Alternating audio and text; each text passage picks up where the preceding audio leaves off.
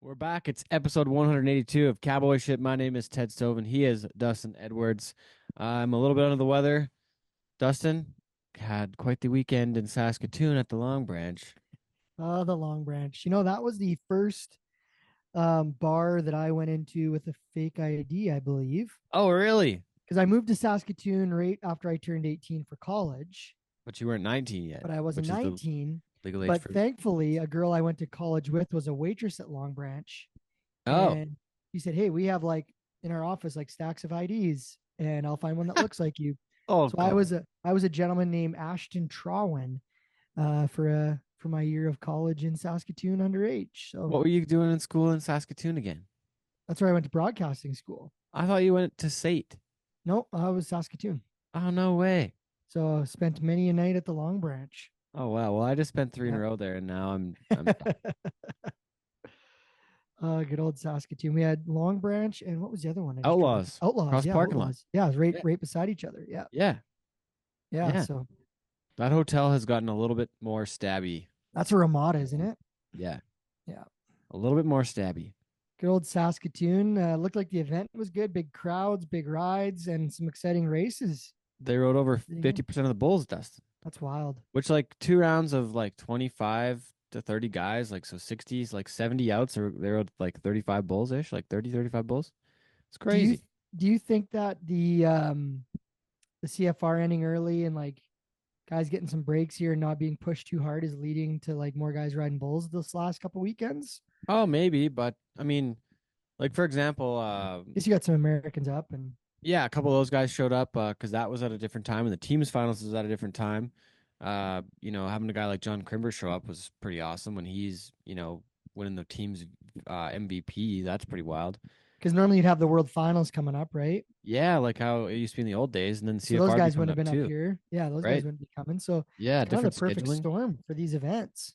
But in saying that though, Stefan Tanita rides 3 for 3. Yeah, I that's think he cool. finished third place, but he was in a spot where he needed to go make the finals. And then Tannerino, his new nickname, I think it should be Frank the Tank. I'll fill you in on that another time. But Did he streak? I didn't say it. I just said he has a new nickname. Okay, we'll let our listeners assume judgment. I'm not confirming or denying anything. Okay, Um, but Tannerino goes 3 for 3, and I think he finished second. And Steph Antonita goes and rides three bulls too. So like guys that like honestly they hadn't stepped up and really like made those big rides back to back to back. But like what a time to do it.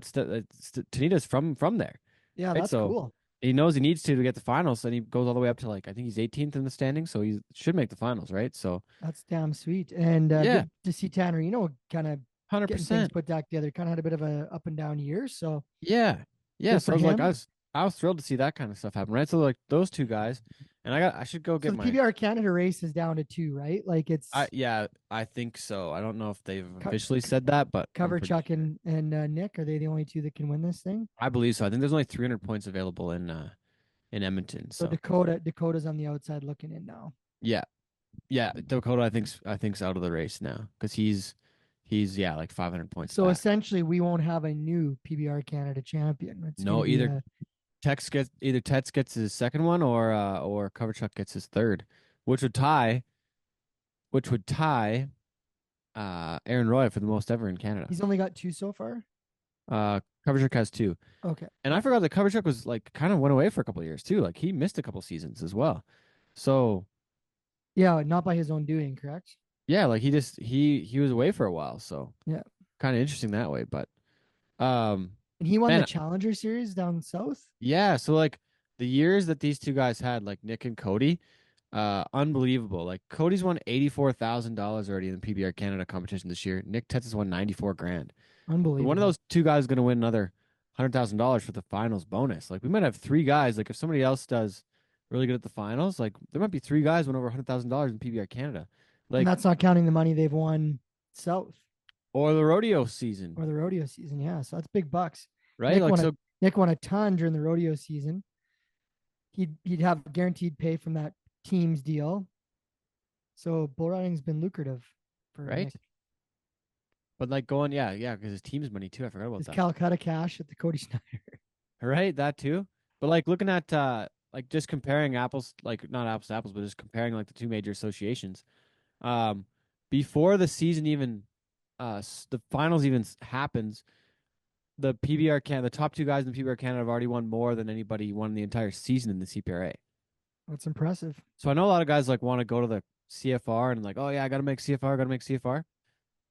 Nick and Cody have already won 92 and $84,000. Big bucks.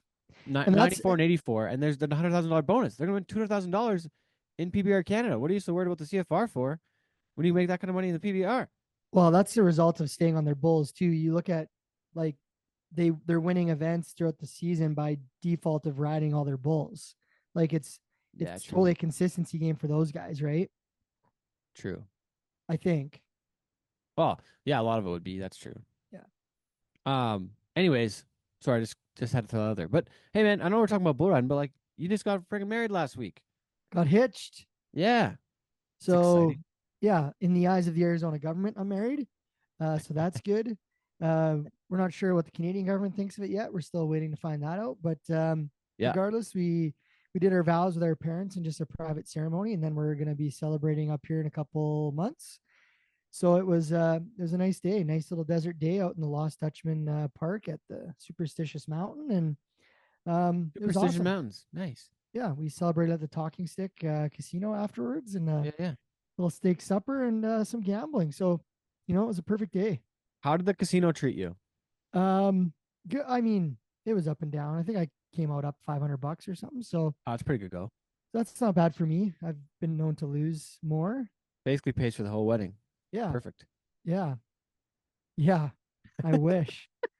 If you want to get into the business, get into photography and videography of a wedding. Oh yeah, But I was really excited because when we hired a videographer to capture our vows and did some video stuff after, and I said, "What have you been up to before this?" And the day before our wedding, he shot an Ozempic commercial. So, um, you got to hook up if you ever need well, it. he knew how to get my slimming side because he could make the people in the commercial look bad. So I said, whatever you did for Ozempic, do for me today. Just put Yeah, on your slimming lens that'd be if you great. don't mind. So it was good, man. It was a fun day. We Oh, enjoyed it. congrats to you both.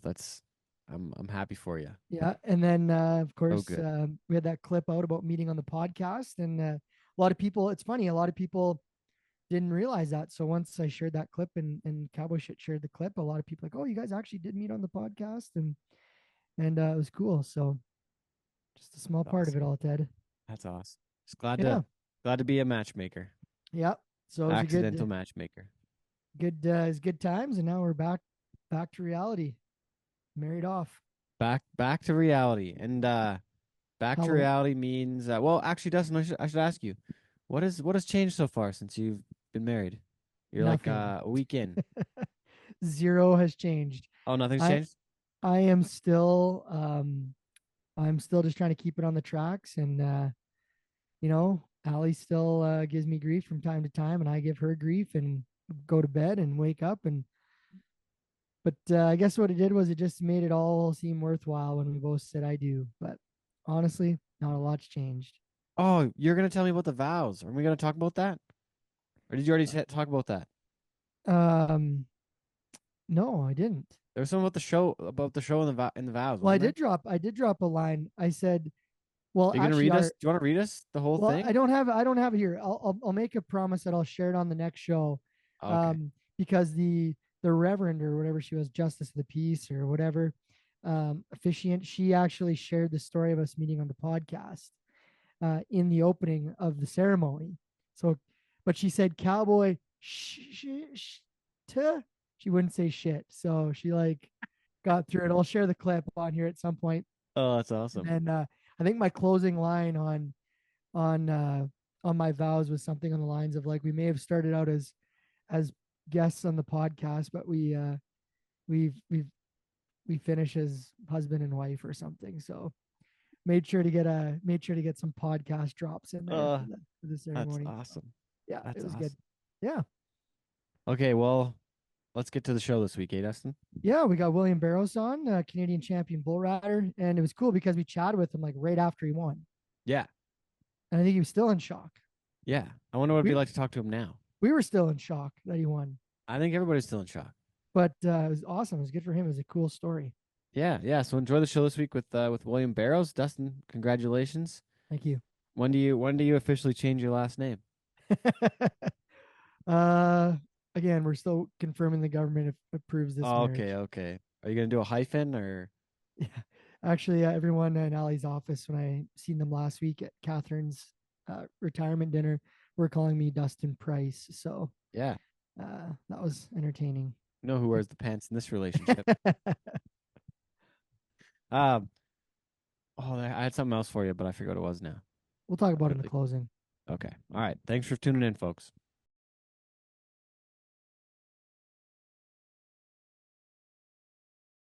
Welcome back to the show this week. We've got he's the 2024 Canadian Pro Rodeo Champion bull rider from Foremost, Alberta. Please welcome William Barrows. Hello, how's it going? Yeah, we're doing pretty good. Dustin, how you doing? Yeah, I'm doing good. William, before we jumped on and started recording, you said you're not much of a talker, but here you are on a podcast. I'm sure there's been lots of interviews since CFR wrapped up on Saturday night.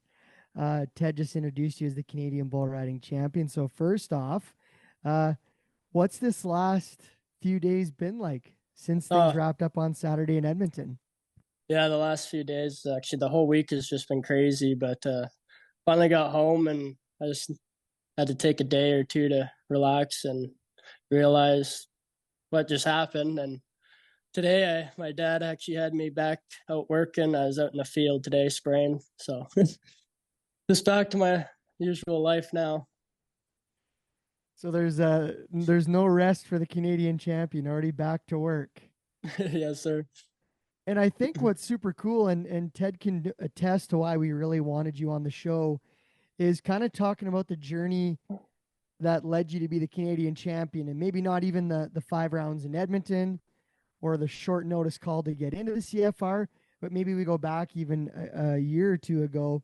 Um, kind of talk us through your bull riding and rodeo journey. Go a few years back. I remember you as you were kind of a star in the BRC, almost won that title. Last year was a bit turbulent for you, but why don't you talk us through the career leading up to this season? Yeah, so I was down in college going to Vernon, Texas for just school and on the bull run there, and came home after all that was done, and I ended up getting hurt, and then decided when I was coming back I'd go to the BRC ranks and just kind of start my journey back, and ended up having a stellar year there and won a lot of money and fell short of make the title there, and ended up breaking my ankle at the finals actually, and then which didn't really set me back too much, and then went on to start the new season pro rodeo and then PBR, and was just having actually a great year in both the PBR and CPRA, and ended up going out to Kelowna there, and again got myself in another bad situation and broke my femur, which that one set me back a lot and really took me out from that year. And so then after all that, I just went back and looked at my BRC year and was like, I had one goal in mind, and that was to be at the CFR. So I just kind of put all my focus into going to the CFR and whatnot this year, and just focused on one thing. And yeah, just kind of had a rough patch in the middle of the season and didn't quite make it, but then actually ended up getting a call like 2 days before to go to my first CFR. So I think that's what's kind of super cool though. So going back, so you got hurt last season. You broke your femur in Kelowna, so that'd have been end of July. Yeah, it And would have been. and you had a substantial amount of money won in the CPRA. Where were you sitting in the Canadian standings last year when you got hurt? I don't remember where I was sitting quite when I got hurt, but I do remember when the cards fell at the end of the year. I was second alternate going into the CFR, and I had ended up entering, but I knew I wasn't ready. But it was just kind of a motivation for me to get back in shape and start pushing myself to just in case they did call me. But it was just something motivation to get me back to where I needed to be. But when you were hurt, you were sitting in the top 12, right? Like you had won a substantial amount of money at that point. Yeah, I think I might have been in the top 6 at that point. Yeah. Go ahead, Ted. Yeah, what was going through your mind in Kelowna that night? I remember being there, and I didn't know you I didn't know you well at the time, and we still haven't really connected a whole bunch, William. But just so you know, my real name is William. Just Two Williams. Yeah, I've got a buckle here actually. Hold on. Is it the Steer riding buckle? season leader. Wild Rose Rodeo Association. Look at that one. William Stovin. nice. Yeah.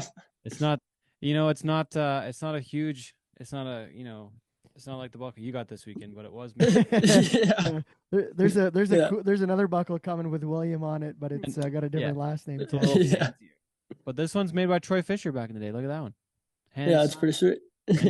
So I'm also William. But okay, you're laying in the damn arena in Kelowna, and you snapped your femur off. And like Dustin, William, Dustin is a former firefighter, so he knows what kind of a wreck you're in when you break your femur. It's the biggest bone in the body, isn't it, Dustin? That's about as bad as it gets. Right? That's the worst. So you're laying in the arena in Kelowna, you break your femur off. It was a gnarly wreck, and like what's going through your mind at that point? Like how fucking bad does that hurt?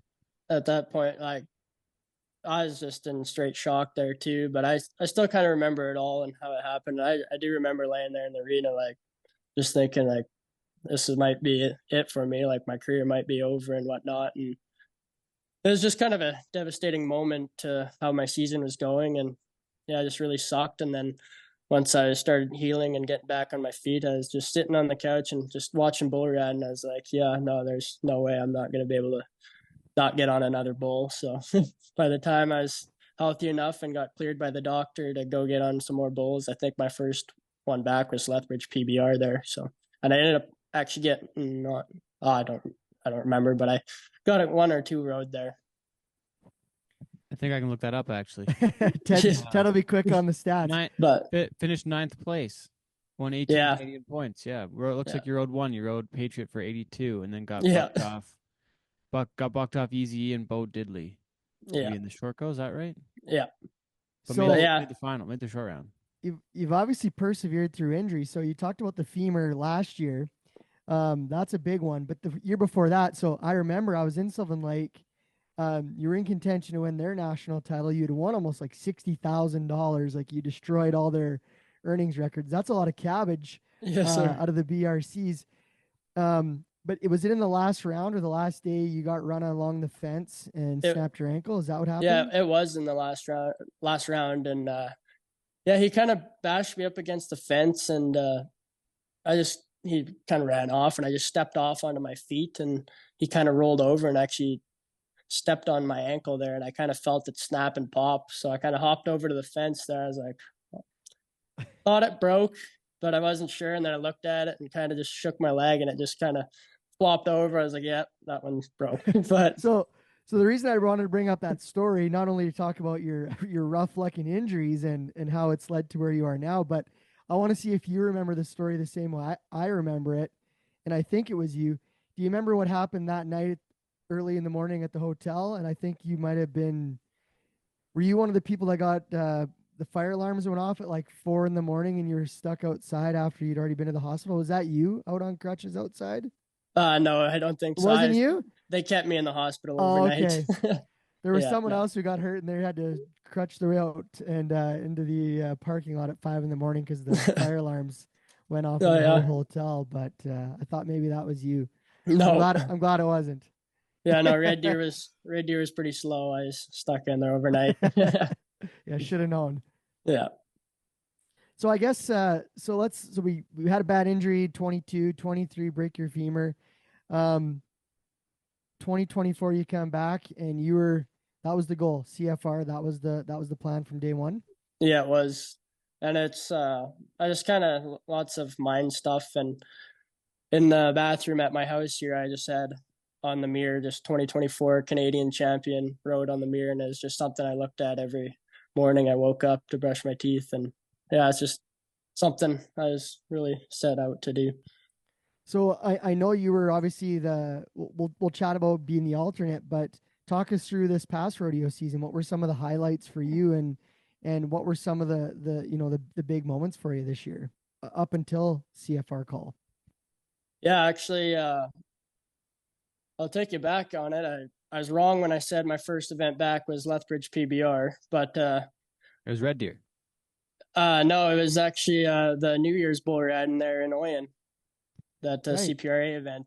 So I had entered that, and I hadn't even been on a bull yet or nothing. And I had my buddy Dylan Tateson run just a practice bull in for me like 3 days before the event, and he brought a couple, but he ran one in, and I rode him and spurred him, and then I was like, yeah, that's good enough. I feel good, and showed up to Oyen, and I think I placed second in the long round and third or fourth overall, and got a good chunk of money out there. So that was a good start to my season. And then I just wanted to be consistent this season and stay healthy, so I just tried to stay on as many bulls as I could. Now let's talk about the process to getting into Edmonton, because it sounds like it was a whirlwind. Why don't you talk us through everything that happened for you to be heading to Edmonton? Yeah, so I was actually on my way home Sunday when I got called. I was heading home from Grand Prairie, and they called me and asked if I could be there by Tuesday. So I said for sure, but got home that night late, and then we lived 6 hours out. So I got all my laundry done and everything packed up, and headed back up Monday. And yeah, I just got to Edmonton Tuesday, and it was a little nerve wracking being there to my first CFR, and having sort of, yeah, unfortunately for Jared, like a great guy and somebody I always looked up to, and just some big shoes to fill, having to fill in his spot. So I figured I really have to go to him this week. Well, and it's gone well for Jared there. He didn't win. He didn't win last year, did he? Or has he won? Did he win the last two? Edgar won last year, I do believe. Oh yeah, but Jared's won the He won the previous two previous two. to that, yeah. Yeah. But coming into the first night and then you get one road. It wasn't the best ride, but like, what were you thinking there? Just to like obviously all grit and like not quitting. Like you're not gonna give it up there, but like ended up getting scored 52 points, and there was one guy to go, and it was kind of one of like I remember talking about it on the radio, and I was like, well, this is one of those situations where it's his first CFR. He got a score. There's only one other ride. He's gonna make a shitload of money. The worst he's gonna do is make $5,000 this night, without even if the next guy rides. And it turns out he fell off. So you won second place money. You won 8,000 that counted the standings, plus all the Yeah, ground money. Like what was your check out of that deal the first night? I'm thinking it was like around 12,000 or something like that, but Yeah, for a probably 52. the best 52. But yeah, I don't know. It's just I really, that's not how I wanted to start the CFR, is with that 52. But they had told me, yeah, you're not going to do any worse than third, and just to get by the first round and the monkey off my back, and even going to the second round after that, I just felt like it's so much more relaxing going in than it was the first round. I was just had the first round jitters out of the way, so that really helped. And the jitters get out of the way, and then you jump into round two, and you were second in round two. You get a ride. Talk about that ride, because then that kind of solidified and said, hey, William Barrows is here to compete. Yeah, and that was a rematch for me. That Wild Time, that's a great bull in Anson's, and just a bull that every guy wants to draw. And I was so excited. Actually, I didn't know I had him until I walked into the tent after the first night, and Dakota Hit says, hey, you got Wild Time. And I was like, if I had to hand pick a bull, that would have been him. So I was pretty fired up about that. And yeah, I got my revenge on him, and yeah, walked away with second in that round. And then, so out of Thursday, so you were the first guy to cover two. Yeah. And then you head into Friday night and you do it again. You ride 3 for 3.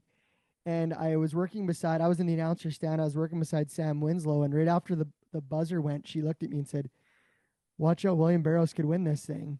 And I remember thinking he wasn't a guy that was on my radar, but he just went 3 for 3. Talk about your Friday night bull ride. Yeah, and that's a bull that I've seen lots, and it's just one that any guy wanted to draw there. Like everything in a bull, that's him. Like just up and down and bucks. So it was a good draw, and I was really excited for him. And my one buddy even texted me, said, "Man, that's a good draw you got, and just make the best of it." So I was pumped, and yeah, I just went and made the best of that one, and that's when it all started really falling into place. And after that, I was like, yeah, you know what? I think I can go for the aggregate here and whatnot. Yeah, because when you go 3 for 3, that changes everything, doesn't it? Like, Yeah, especially with down to 5 rounds, and you've only got 2 bulls to nod your head on Saturday. So I guess you kind of said it already. Maybe I jumped ahead of you, but after Friday night, you thought you said aggregate. So did you think? Was the Canadian title on the radar? Did you even know that was a possibility at that point? no, it was never on the radar showing up at all that week. It was just like showing up as like the coolest title I could be walking out of here with is the aggregate. So I was like, that was kind of the only goal, is walking away with the aggregate and whatnot.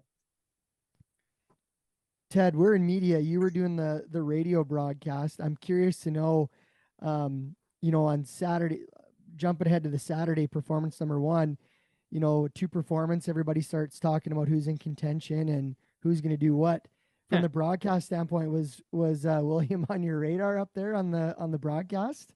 Oh yeah, definitely on the radar, especially once, especially what like being, well, in the afternoon I would say not as much, because in the afternoon, if you look at the standings, it's William Barrows is first in the aggregate, but then you got Dakota Butter, Garrett Green are both 2 for 3, so it was they were right there. And then even up to the afternoon, Jake Gardner gets his first ride of the week. Then it's like, oh yeah, like Jake's back, he's gonna have a chance at this again. And like William, you were still like halfway down the list going into Saturday night, right? Like you're way down the list still. Yeah, and that was the one thing I was like, I think the only way I can win Canada is if I ride 5 for 5, and I ended up getting bucked off Saturday morning. So after that, I was like, well, it's whatever. I'm just so happy and grateful to be here and have that opportunity just to be at CFR in Edmonton. So there's an experience. It's quite an experience as it was already. So it really didn't bother me much, but I was like still leading that aggregate and still had something looking forward to. Well, and then, once we kind of, I think I knew once Jake bucked off on Saturday night that it was William. I was like, you guys got to check the numbers here, but I'm pretty sure that he just won it. I need to talk about, so William, so a look behind the curtain for all the listeners is obviously Saturday night in the features, in the opening of the rodeo, we featured the top 2 contenders in every event, and they came out and did the face-to-face. So I was actually the one who put the list together of the two contenders who were going to be featured in that night, and you weren't on my radar. Yeah. Once Jordan rode the bull Saturday afternoon, I thought, okay, now he's back in the conversation. Or Jacob, sorry. So I had Jacob and Dakota as the features, who were the top money earners at the time too. They were the top money earners at the time. So I also did that in the steer wrestling. I think I had Cody and Scott, and Dalton ended up winning it. But you can't have like 4 though. It's tough. So yeah. So we didn't feature you, so that must give you a little more encouragement to get out there and show us we should have, hey? Yeah, it was actually brought up in the change room too when that was happening, and they're like, I think William has a chance. I wonder why he's not standing out there. I'm like, well, maybe I do have a chance, but I think it's a real long shot. You could blame me now if you talk to anybody about it, but yeah. So let's go into Saturday night. First off, from a competitor standpoint, how awesome was the building and that Saturday night performance? Yeah, the building was awesome all week, but that last night, the energy in that building was just crazy, and it just really fired me up, and it was great. What was your bull Saturday night that you drew for that final round? It was Foo Fighter. That was Calgary's. Coy Robbins would have got on him in round 2. Was that the one Coy won the round on in round 2? No, Coy bucked off. Coy bucked off, right? Yeah. Yeah. So you jump out there, you were 81 and a quarter, and you go 4 for 5. At that point, when you jumped off, we again up where I was seeing all the live stats. We didn't know you won the title, but did you think, geez, I can't wait to see what happens here? Or did it still cross your mind yet that you could win Canada? Not really. No, I was just like, well, I just kind of put an exclamation mark on my aggregate title. I was like, yeah. And then after I was walking through the out gate or whatever, and when it was all said and done, and Tanner Gerlich just kind of grabbed me, he's like, I think you might be a contender for the Canadian title. And then I was like, that's when it started all clicking in my brain, like, it might be possible. So who told you won? When did you officially find out? Was it with Katie on the broadcast, or when was it? Yeah, I was with Katie on the broadcast. She had told me, and I kind of has always kind of been a dream, and to kind of hear that for the first time has just really made me speechless. That's a cool moment. Yeah. So now you've won Canada. You just went 4 for 5. The best and most impressive bull riding performance at the CFR. Like, you kicked their asses. Like, nobody else even rode 3, I don't think, this week, did they? If I'm not mistaken, I think you're the only guy to even cover 3 after Friday night. So you laid a whooping on them. What I know the standings tell me that you won about 44,000 up in Edmonton. Is that right? Does that include ground money and everything, or was it more than that? Not including ground money. Not including. So you won. What was your total take out of Rogers? I'm not sure what the total take was. I haven't seen or heard or nothing, but I'm gonna take a good guess that it's around 50. Ooh, that's a nice little Canadian finals. Yeah, be more than that. You'll be 40. You'll be 48 after round 1. Yeah, and then you'll be 50 after round 2, and then no ground money round 3. But then you'll get another 2,500. Should be 50. I bet you'll be 52.5. Yeah. What does that kind of money do for a guy after a rodeo season's in the books? Yeah, I'm not too sure. But that's your biggest single check though of anywhere, obviously. Yeah, no, yeah, for sure, 100%. So to paint the picture, you came into the CFR with $16,000 as the alternate, and you leave the season totals to win the Canadian title $60,600. So you won by about $1,500 over Edgar Durazzo, who also had a really good CFR, won almost $35,000. But that's an ass kicking to go from 16,000 up to 60,000. I just had to say, like, well done, like, hell of a CFR. That's damn impressive. Thank you, I appreciate it.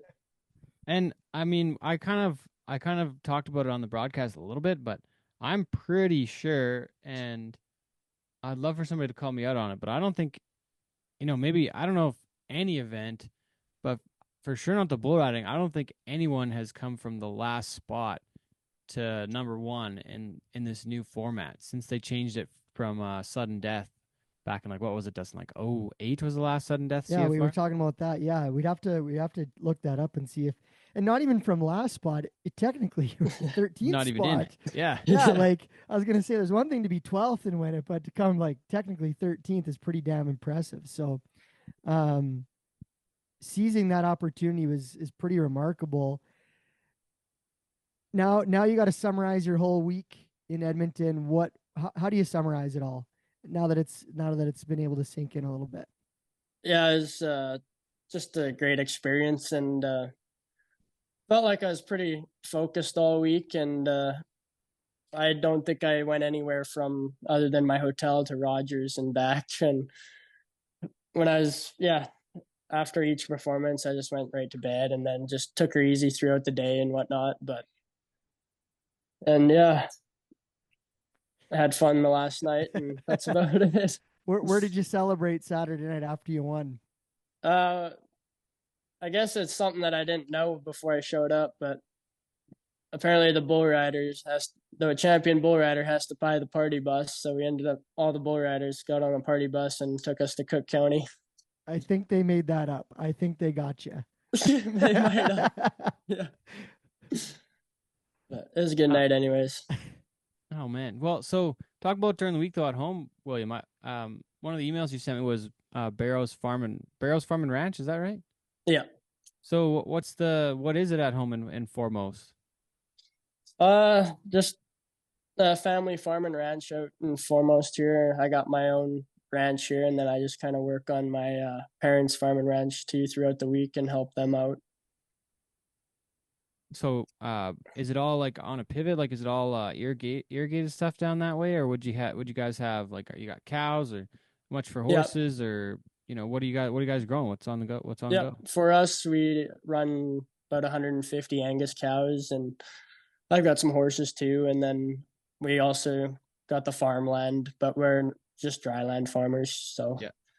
we just kind of grow like peas, lentils, wheat and durum and that kind of stuff. And yeah, and then I'm not much of a fan on the farming end of it, but I'll go out and help when that needs to be. But I kind of just take charge on the cattle end of things.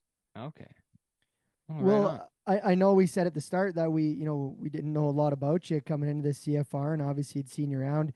What's what got you into rodeo? Is it a family thing? Like, did you have family in rodeo? Did you have friends? Like, what got you into the sport to begin with? Yeah, the Houston family lives out here, and like Quaid, one kid year younger than me, I went to school with. I just started riding just some of their roping calves at their place, and I've always kind of wanted to be a bull rider and whatnot. And my uncle is Tom Thielen, and my cousins are Chase Thielen and Wasey Thielen. They grew up riding bulls, so from far back as I could remember, going to family reunions and stuff, just out on the grass and trying to buck me off and whatnot. But just And something I always wanted to be. and someone told me, is it true that you're a twin? Is that right? Yeah, yeah, I am a twin. So does your twin brother ride at all? He never got into it. He's more into the hockey and stuff. But over the COVID year there, when everything shut down, I ended up building a bull riding arena in my backyard and bought some practice bulls and got some Brahma cows now. And I can't say my grandpa was too impressed about that. But so when I built that arena, I needed a bullfighter and kind of got my brother to step out there for me while I got on, and he ended up taking a liking to that, and now I think he's been doing all of Moxa's CCA rodeos, and he's getting his foot in the door at the BRCs, so he's kind of getting his career started now in the bullfighting world too. Right on. That's cool. Yeah. What about okay, where does the curly hair come from? Yeah, we got to ask about the hair. Yeah, it's comes from my dad's side. My dad has curly hair too, but kind of doesn't have much hair left now. Okay. It's like super curly. Like every Yeah. time you take your helmet off and walk through the gate, like, man, that guy's got like quite the curly do going. Yeah, I think ever since I started rodeoing, it's kind of been the curly hair has kind of been a trademark of mine. Could you have like a full afro if you had like long hair? What does it get? Is it that kind of curly? Oh yeah, like Oh, it man. gets to be a lot to handle. But Mhm. there's one year when I was playing hockey, we made provincials and I grew it out into a full afro, and No yeah, way. it's something crazy. So is there anything special to manage that curly hair under a cowboy hat, or you just stick her on and go?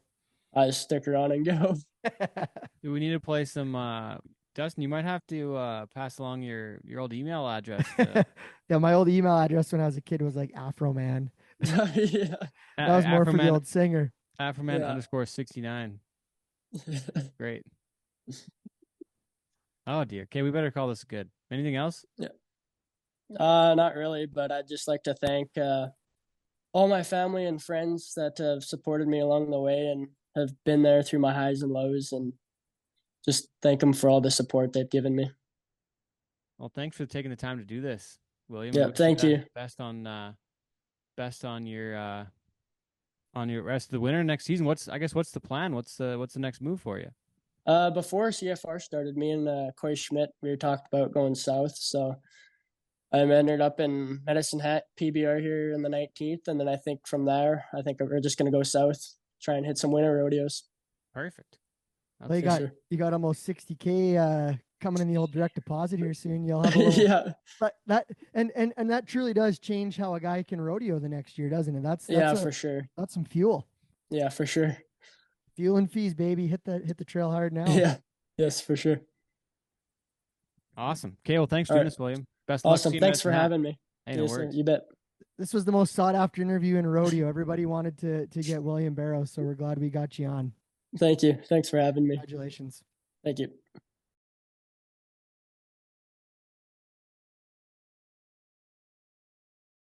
So now that Dustin's married, and he's officially a Price, I'm wondering, Dustin, can we put this on the show?